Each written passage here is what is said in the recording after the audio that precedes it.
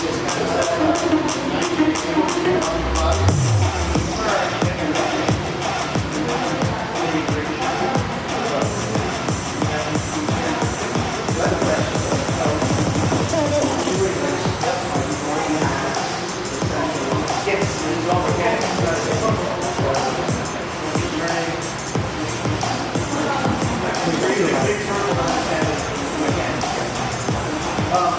So yeah, so ideally you're really concentrating on hips, riding up your hips. So when we say sitting in a stance, there's a reason. Because then you naturally sit in your hip girdle and you ride along. I have fun with the stance. Let me go ahead and write it. So stances, any of you heard the term stances, right? You did karate, you did whatever. In Chinese, the word for it means step. That's very important because our stance is static or they're dynamic. They're dynamic. So if I go in, I go in stance. That generates a lot of power. It's not, ooh, I'm going to fight it. It's I use my stance to generate the power. And then fight it out of stance. Wasting your pressure. So, same thing with here. I turn my hips, that does the motion. Arms don't. Arms make sure I have structure to transfer through my hips. So if I move my arm relative to this, or am I moving my hips? Okay, so you're here, arm, up. There was never any of this. Or never any of this. That makes it really bad. Alright, so why is that important? So let me tell me again. And same grab. When I do this, if I were to step and do the same turn with my waist, that becomes a pull with my strong parts of my body, my hips and legs. Okay? So this is a pull. Okay? I like to use that pull for lots of things. So that's one thing I want to set up. This internal turn ends up being a nice pull. Or if I were to do it the other way, if I were to come in and arm and turn that same way, I can push. Push and pull are the same thing. Not two lot the same thing, just different angle. Same thing with the outside, right? When I go with the grab here. So I go in here and I push it down here. That's a push. In preventing when we do it with two lock, we actually push it here and we go. Okay. And then I do this. Make sure that it pops out. But the point is that it becomes a push. Or if I go here and I turn, so the idea is not pulling and pushing with your arms, but with your hips. We're going to use that here in a second. Let me show you one other thing. You guys probably already know this, a lot of you guys. The elbow forearm takedown. I'm not going to do the takedown after your shoulder did. So that same pull motion that I did here, you can do it while you're also doing this, closing. And it becomes a really good pull. We go here. Okay. It's not arm. Everybody does this. Here. Arm. It's not arm. It is fixed. Partly because then it won't do it. We're here. Shoulder straight. Okay. Now that's the training position. Very safe to do a lot of pressure here, right? You really jerk around pretty good that way. This is the attack version. Don't do that.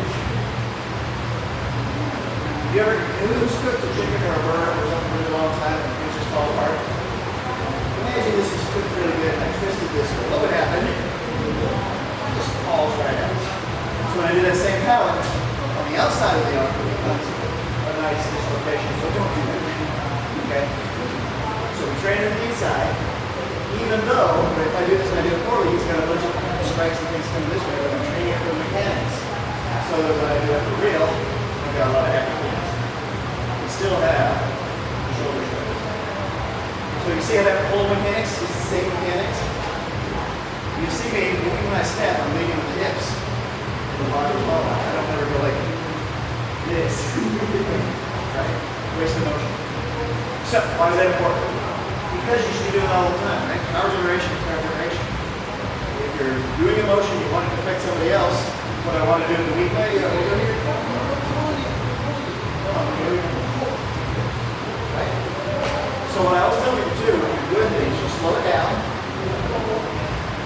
Imagine that you're pulling a tugboat. If you can do your technique of pulling a tugboat, then it's going to be harder. If you're doing it because it's a weak little baby bamboo, you go like this, probably not happening to do it. Because all the bad guys you're playing with are not cooperating. Alright, so let's go into a drill that we use then. Okay? So, you guys mind learning a drill? 23 moves. Yeah, good. So I'm going to show you this one the way I do it for some of these mechanics. So I already talked about these mechanics, right? Starting. So if you think about it as you've got an ox and have to move it, or you've got a tugboat or whatever, that would be good. The other thing, everybody do this, open up as wide as you can. Now from your fingers and toes and everything, just start collapsing inwards like a bug. Okay? Collapse inwards. Now do it faster. And use every emotion, every muscle on every part of your body on the inside to collapse. Now guess what's extended? Your back. So think about that breathing mode of power generation. Closing in the front is opening the back. Okay? Opening in the back is closing in the front. Or I can close in the back, which is opening in the front.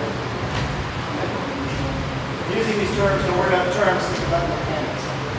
Now, there's a lot of other things that have to be working for that, but if you can just get those kind of ideas and have a good base on the ground, whatever works for you, then it'll be a good place for the drill. Alright, so for this drill, really, really simple. 3 moves. So everybody can do a hook punch. Alright? Everybody can do a back fist. Okay? Alright. So, next one. One of the moves that make you guys know a back smash?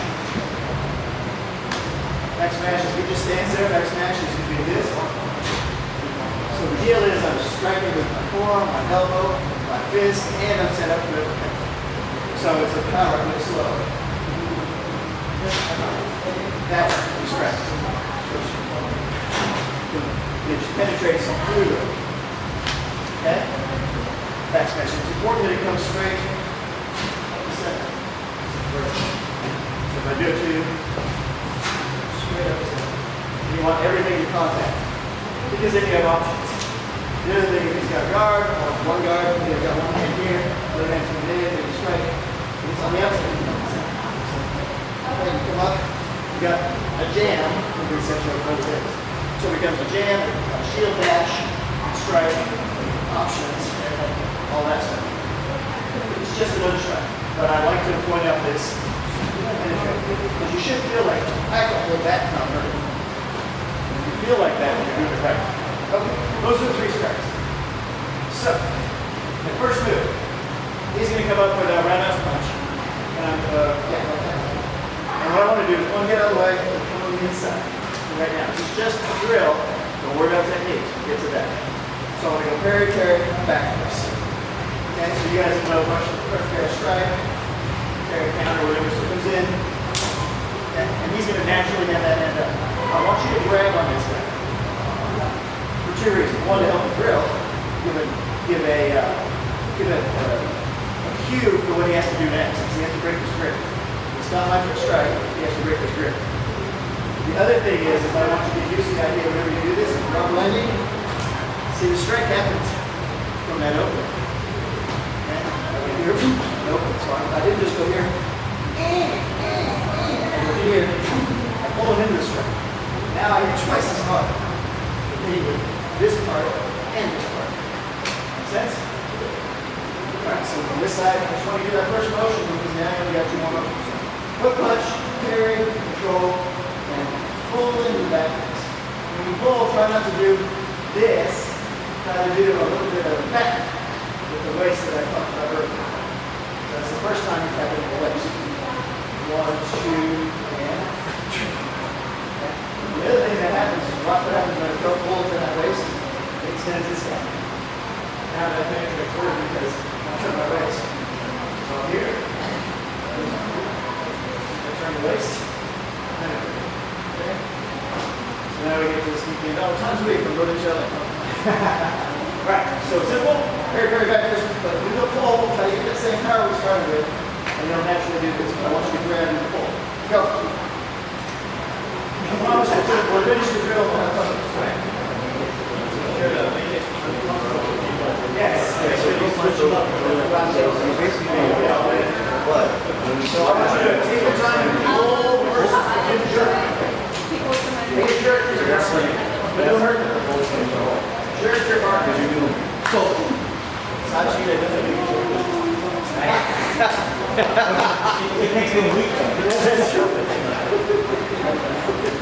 Yeah. Yeah, you want to do both. So you don't want to pause, you want to do something. So if the hand goes, Feel that pressure, right?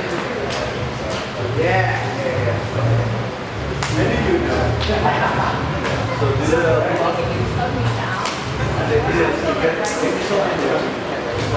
you don't want to capture the air. So you stop, then you capture, then as you're in the left hand, that's when you scan, that's when you time is that way, these have these guys. And they try to actually